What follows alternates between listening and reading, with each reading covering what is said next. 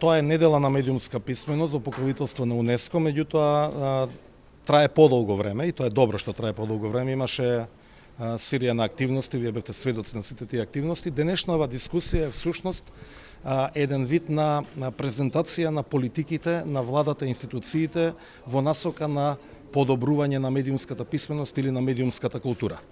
Покрај сите овие активности што јас исклучително ги ценам и ги почитувам што досега се случуваат, клучно прашање е како владата реагира на овие прашања.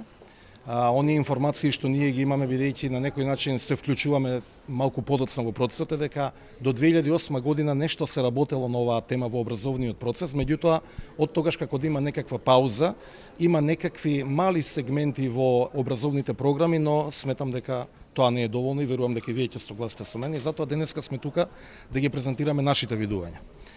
Она што јас мислам дека е неопходна една широка општествена мобилизација околу ова прашање. Во Македонија, граѓаните на Република Северна Македонија се недоволно информирани или недоволно прецизно можат да проценат што се точни квалитетни информации, а што се лаги, невистини и шпекулации. Има сериозни истражувања кои што покажуваат една состојба која што воопшто не е пријатна, а тоа е дека сме на последното место во Европа по проценката на точноста на информациите што граѓаните ги добиваат.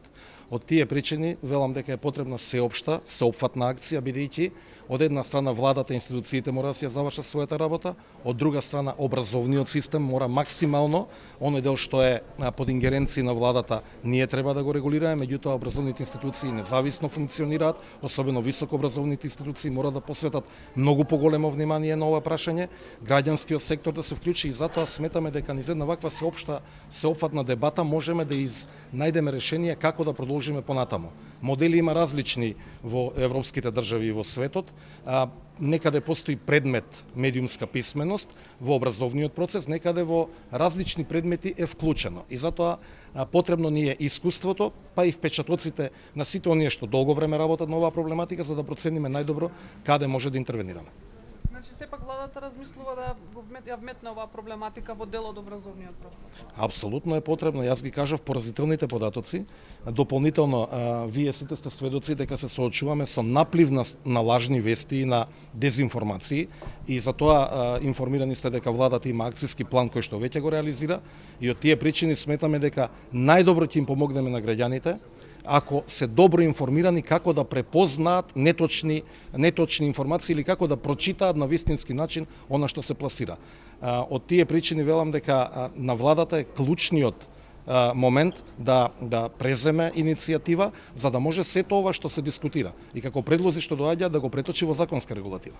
Бидејќи сте компетентен и ресорен министер баш токму за тоа, ме интересира вашиот коментар, дали сметате дека портпаролите на најголемите политички партии се медиумски писмени?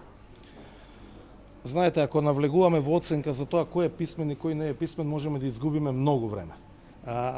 Не случајно се прават анализи и истражувања за тоа какво е нивото на медиумска писменост или на медиумска култура во државата. И ќе повторам, тоа е поразително. И мислам дека тоа се рефлектира во сите сфери на општеството. Дополнително, креатори на лажни вести не се само медиумите, туку и политичките партии, политички субјекти, јавни личности, бизнис секторот, центри на моќ, сето тоа мораме да го гледаме како еден глобален проблем. Проблем кој што ги таргетира граѓаните. Граѓаните се под пресија на сето ова што се случува. Лажните вести се оружје на масовно уништување во современиот свет.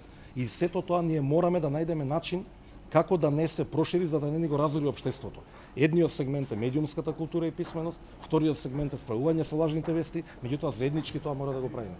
Вие ни требате нас, вие ви требаме вас, бидејќи клучната работа е квалитетно и професионално новинарство. Тоа кога ќе го имаме, многу потешко ќе пробива лагата. А велам, во сите сфери на општеството, за жал, имаме недоволен квалитет и на изразување и на стручност. Океј, благодарам. Благодарам многу.